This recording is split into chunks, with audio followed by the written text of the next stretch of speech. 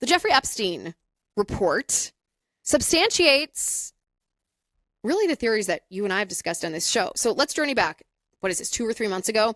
We had Mike Benz on the show, and Mike Benz untangled, or he proposed this theory about Jeffrey Epstein. And as you know, there's about 1 billion theories about Jeffrey Epstein, but in my analysis of most of the theories about what Jeffrey Epstein did for a living, there's holes in every theory. It's like I'll start reading some theory, I'll be like, yes, oh no.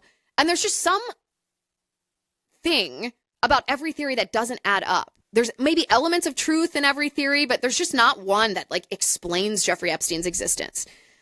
But Mike Benz provided for us a theory that I find to be the most plausible theory. It is maybe the one theory that doesn't have a very obvious hole in it. And I'm going to lay that out to you just very quickly before I read you this new report on Jeffrey Epstein. Mike Benz's theory on Jeffrey Epstein is that Epstein was not a formal employee of like the CIA or a U.S. intel agency or the French or the Saudis or the Israelis, but that he served as an informal liaison for off-the-books deals that the U.S. government or the French government or the U.K. government or the Israeli government wanted to happen, but it couldn't appear as if they were part of brokering that deal.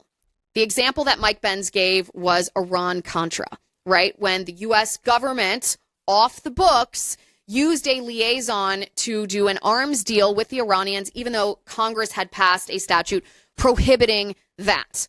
Well, obviously, the Reagan administration could not make it appear that they were violating this law, so they used an off-the-records liaison to broker this deal to try to do it behind the scenes. Now, of course, you and I know that ultimately the Reagan administration was caught in the Iran-Contra deal, but that example is what Mike Benz has said. There is evidence that this was the type of role that Epstein played when it comes to his association with intel agencies. And I thought to myself, now this is very interesting because the theories that Jeffrey Epstein was running a honeypot operation, that his essentially pedophile activities were at the behest of a government intel agency, that seemed a little wild to me. And this is I'm saying this as someone who really doesn't put anything past government intel agencies. There was never enough evidence that Epstein was doing his pedophile activities at the behest of a government agency for me to believe that. But there is evidence. There is enough, at least circumstantial evidence, that Epstein was involved in brokering these deals on behalf, unofficially, of governments, that those governments might then overlook his criminal activities in his personal life. These crimes he committed against underage girls. That actually makes the most logical sense to me. We talked about that a couple months ago on the show. Well, fast forward to today. This report actually dropped a couple days ago, 4 or 5 days ago. It's from Drop Site News, and I want to read a little bit of what this article says. It says, helped Israel sell a surveillance state to Côte d'Ivoire. Leaked emails show the details behind talks between Côte d'Ivoire and Israel shepherded by Ehud Barak and Jeffrey Epstein. This is what the article reads. Jeffrey Epstein and Ehud Barak were specialists in war profiteering. At the end of his tenure as Israel's defense minister, and after his supposed retirement, Barak embraced a role as a salesman of Israeli security services to embattled governments, opening the door for Israeli intelligence leaders to shape the security apparatuses of several African nations, including the country of Côte d'Ivoire. Quietly facilitating these efforts was Jeffrey Epstein, who died in jail in 2019. Epstein wrote at one point to Barak, quote, with civil unrest exploding and the desperation of those in power, isn't this perfect for you? Barak replied, you're right, in a way, but not simple to transform it into a cash flow. Transforming unrest into cash flow in the case of Côte d'Ivoire involved brokering deals between the Israeli state and the embattled West African nation. Drop Site News continues and says new details about Epstein's role in Israeli intelligence operations in Africa have emerged from 2 sets of documents. An archive of leaked emails released by the Handala hacking group and hosted by nonprofit whistleblower site Distributed Denial of Secrets, and documents released by the U.S. House Oversight Committee last month. The latter set, the House Intel Committee, includes Epstein's personal emails and appointment calendars, which provide clear evidence of Epstein's involvement in Israel's West African security negotiations in 2012, while Barak was still Israel's defense minister. The two men worked together as a conduit for Israel's intelligence sector in Côte d'Ivoire, where Barak was welcomed as a representative of the Israeli government even after leaving public office. Epstein helped Barak deliver a proposal for mass surveillance of Ivorian phones and internet communications crafted by former Israeli intelligence officials. As in Mongolia, Epstein and Barak's private deal-making evolved seamlessly into an official security agreement between Israel and Côte d'Ivoire in 2014. Since the agreement was signed over a decade ago, President Alassane Ouattara has tightened his grip on power, banning public demonstrations and arresting peaceful protesters. In this October's election, the octogenarian won a fourth term in defiance of constitutional term limits, while opposition candidates were barred from participation. Today, Ouattara continues to enjoy the support of Israeli security firms to help him maintain power.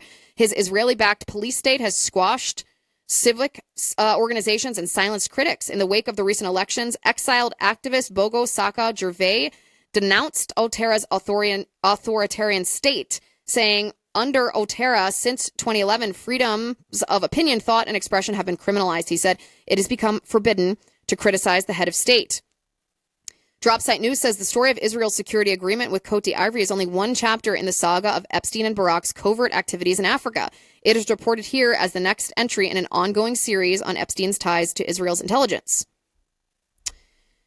Now, I find that to be very interesting because it is not just a theory as presented by Mike Benz, who, by the way, came with receipts. He had evidence of other very wealthy financiers around the world who served, we know, as off-the-books liaisons for government deals. They wanted brokers, and Jeffrey Epstein was associated with them.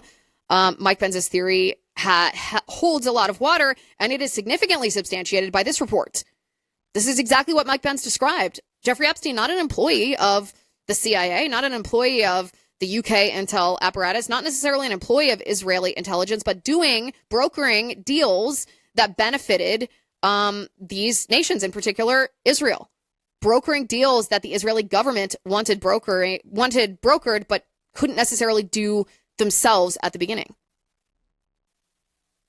I find that to be incredibly substantiating, and that could hold the key to that Alex Acosta interview. When Alex Acosta, he was the U.S. attorney at the time who was supposed to prosecute Jeffrey Epstein, and he, allowed Jeffrey Epstein to enter into a non-prosecution agreement that he shouldn't have allowed him to, given the crimes that Jeffrey Epstein committed against underage girls. When he was asked about this later by Attorney General Bill Barr, he said, I was told to back off because Epstein belonged to intelligence. The key word there is belonged. He wasn't an asset. He wasn't an agent. He wasn't an employee. He just belonged. He's someone we use. He's useful to us. But what if his use was to multiple intel agencies around the world? What if it wasn't just, we don't know. Alex Acosta was interviewed by the House